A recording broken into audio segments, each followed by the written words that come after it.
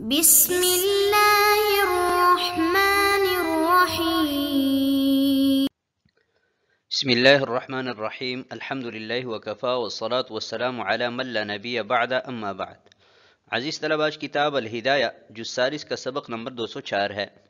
اور اس سبق میں مثل جنس الشہادۃ علی جرح الشہود کے متعلق بات کریں گے، اور کتاب کی عبارت ولا يسمع القاضی الشہادۃ سے لے کر او شریک المدعی تقبل تک ہوگی. آتے ہیں سبق کے متعلق اصول کی طرف. تو اصل نمبر 1، الشہادۃ علی جرح مجرد عن حق يدخل تحت القضاء باطلۃ، کہ ایسی گواہی کہ جو ایسی جرح پر پیش کی جائے کہ جو جرح اس حق سے خالی ہو کہ جو تحت القضاء داخل ہے، تو ایسی گواہی باطل ہے. والشہادۃ علی جرح فی ضمن حق يدخل تحت القضاء تقبل، اور ایسی جرح پر گواہی کہ جو اس حق کے ضمن میں ہو کہ جو حق تحت القضاء داخل ہے، ایسی گواہی قبول کی جاتی ہے. نمبر 2، البینۃ انما تقبل علی ما يدخل تحت الحکم وفی وسع القاضی الزامہ، کہ بینہ محض اس چیز کے بارے میں قبول کیا جا سکتا ہے کہ جو حکم کے تحت داخل ہو اور قاضی صاحب کی قدرت میں اس کا الزام ہو، یعنی قاضی صاحب اس کو لازم کر سکتا ہو، تو محض اس چیز پر گواہی قبول کی جا سکتی ہے. آتے ہیں اگلی عبارت کی طرف. قال ولا يسمع القاضي الشهادة على جرح ولا يحكم بذلك لأن الفسق مما لا يدخل تحت الحكم لأن له الدفع بالتوبة فلا يتحقق الإلزام ولأن فيه هتك الستر والستر واجب والإشاعة حرام وإنما يرخص ضرورة إحياء الحقوق وذلك فيما يدخل تحت الحكم إلا إذا شهد الشهود على إقرار المدعي بذلك تقبل لأن الإقرار مما يدخل تحت الحكم. اور قاضی جرح مجرد پر گواہی نہیں سنے گا اور نہ ہی اس پر فیصلہ صادر فرمائے گا، اس لیے کہ فسق ان امور میں سے ہیں کہ جو حکم کے تحت داخل نہیں ہوتا، اس لیے کہ فسق توبہ سے دور ہو جاتا ہے، لہٰذا الزام متحقق نہیں ہوگا، اور اس لیے کہ اس میں پردہ دری ہے اور پردہ پوشی واجب ہے اور گناہ کو پلانا حرام ہے، اور پردہ دری کی رخصت حقوق کو زندہ کرنے کی ضرورت کی وجہ سے دی جاتی ہے، اور یہ ان امور میں سے ہیں کہ جو حکم کے تحت داخل ہوتے ہیں، مگر یہ کہ اگر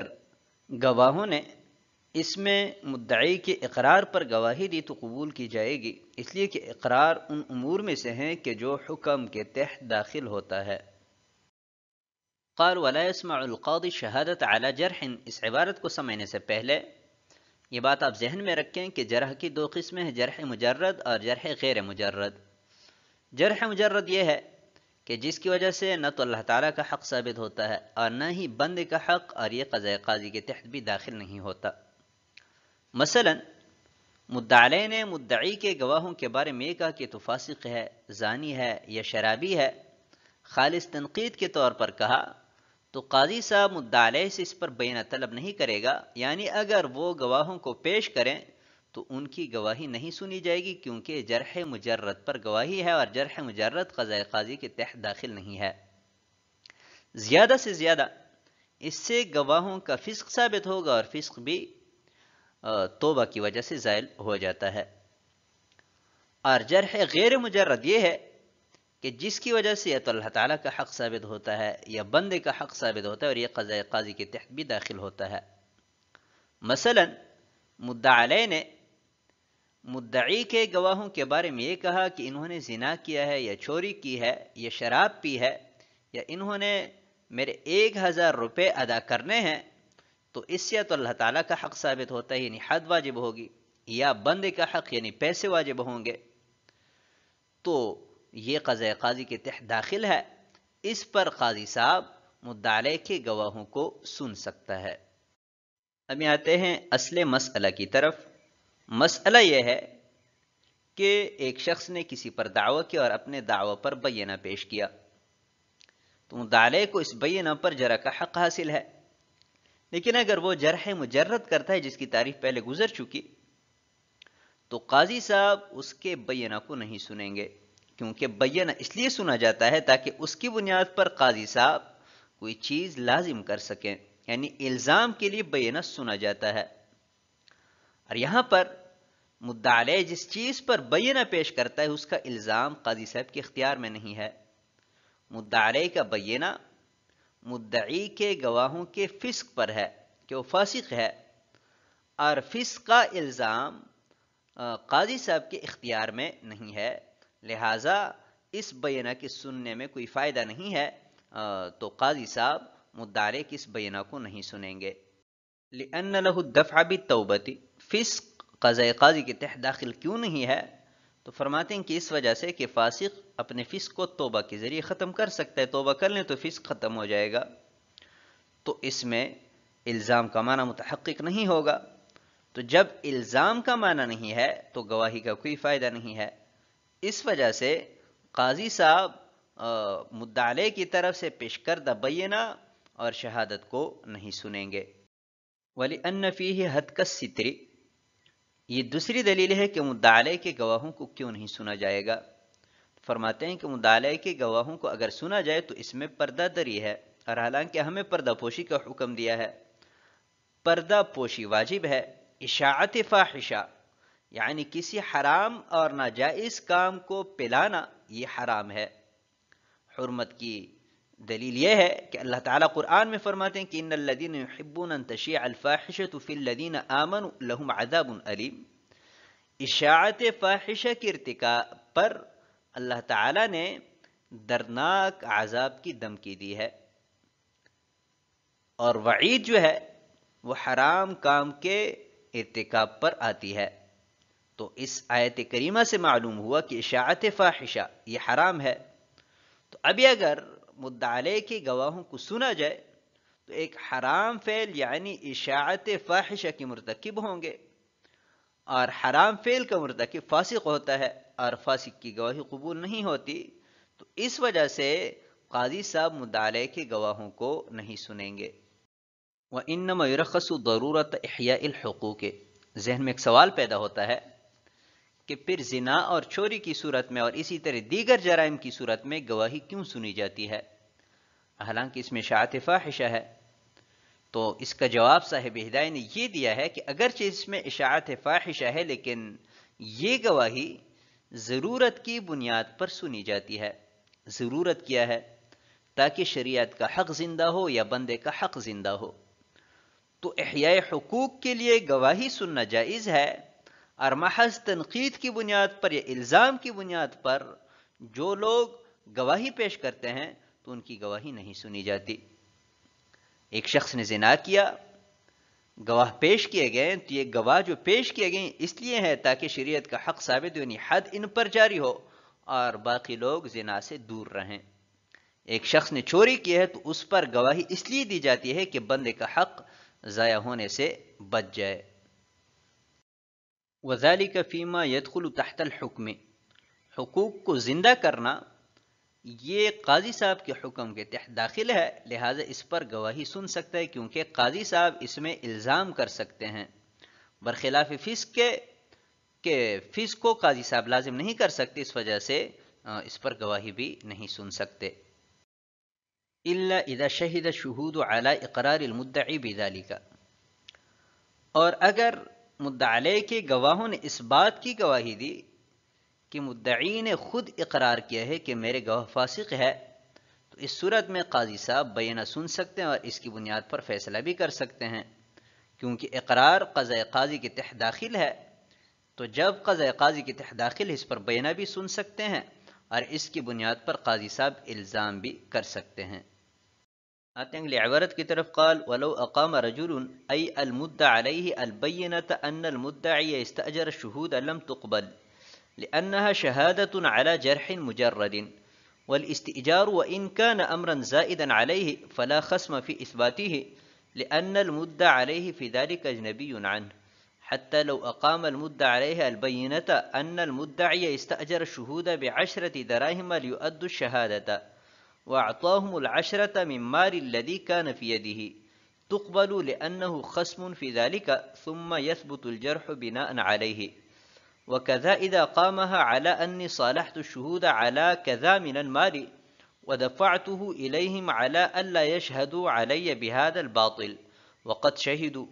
وطالبهم برد ذلك المال. ولهذا قلنا إنه لو أقام البينة أن الشاهد عبد أو محدود في قذف أو شارب خمر أو قاذف أو شريك المدعي تقبل. قال ولو أقام رجل، یہاں سے مسئلہ بیان کر رہے ہیں کہ مدعی علیہ نے اس بات پر بینہ پیش کیا کہ مدعی جن لوگوں کو بطور گواہ پیش کر رہا ہے تو ان کو اجرت پر لیا ہے، اور اس پر بینہ بھی پیش کیا، تو فرماتے ہیں کہ مدعی علیہ کا یہ بینہ قبول نہیں ہوگا کیونکہ یہ جرح مجرد پر بینہ ہے، اور ہم پہلے بیان کر چکے ہیں کہ جرح مجرد پر گواہی نہیں سنی جاتی۔ والاستیجار وان کان امرا زائدا علیہ، یہاں سے ایک سوال کا جواب دے رہے ہیں۔ سوال یہ ہے کہ آپ حضرات نے فرمایا کہ مدعی علیہ نے جرح مجرد پر گواہی پیش کی ہے، لیکن یہ بات ہمیں تسلیم نہیں ہے، کیونکہ مدعی علیہ نے جو جرح پیش کی ہے وہ جرح مجرد نہیں ہے بلکہ جرح غیر مجرد ہے، بئی طور کے مدعی علیہ نے اصالتاً مدعی کے حق میں استیجار کو ثابت کیا ہے، جو کہ ایک امر زائد ہے، اور اس کے ضمن میں جرح ثابت ہوتی ہے، کیونکہ جب مدعی علیہ نے یہ کہا کہ مدعی نے ان گواہوں کو اجرت پر لیا ہے تو اس کا مطلب یہ ہے کہ حقیقی گواہ نہیں ہے بلکہ اجرت پر گواہ بنائے گئے ہیں، جھوٹے ہیں، فاسق ہیں، لیکن یہ جو جرح ہے یہ ضمناً ثابت ہے، اور یہاں پر بندے کا حق ثابت ہوتا ہے، مدعی کا حق ثابت ہوتا ہے، تو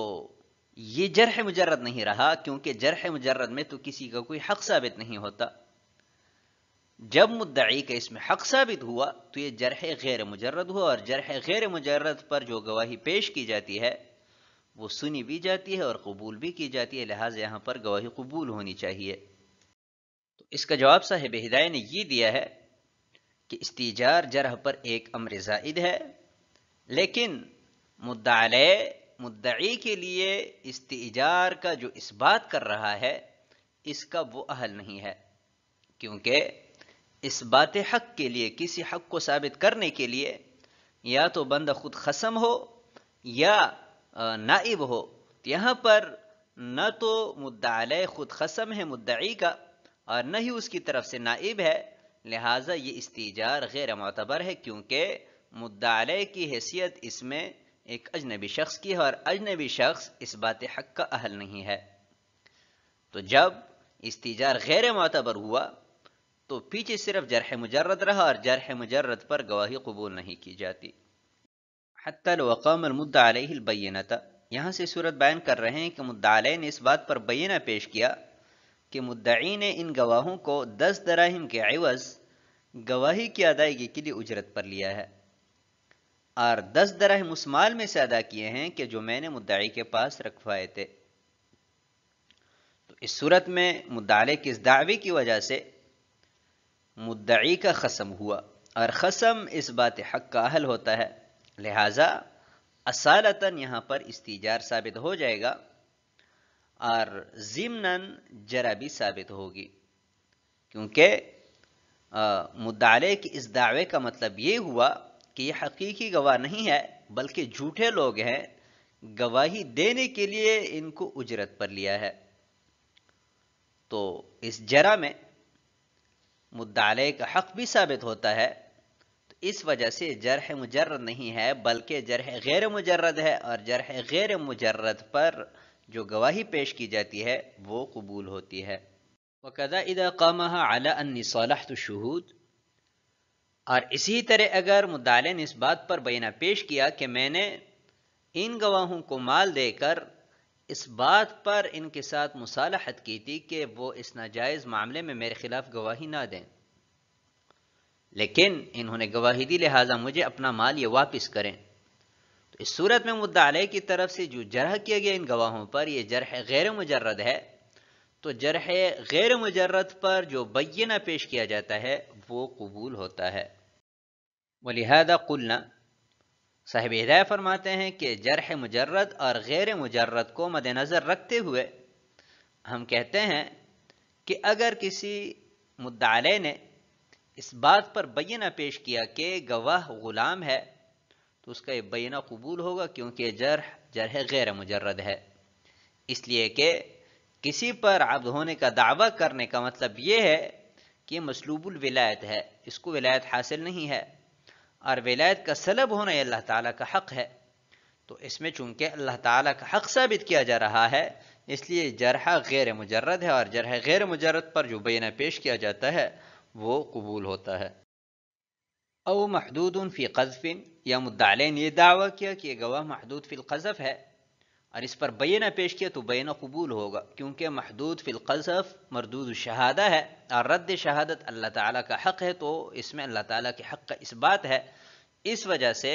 یہ جرح غیر مجرد ہے، اور اس پر جو گواہی پیش کی جائے گی وہ قبول ہوگی۔ او شارب خمر،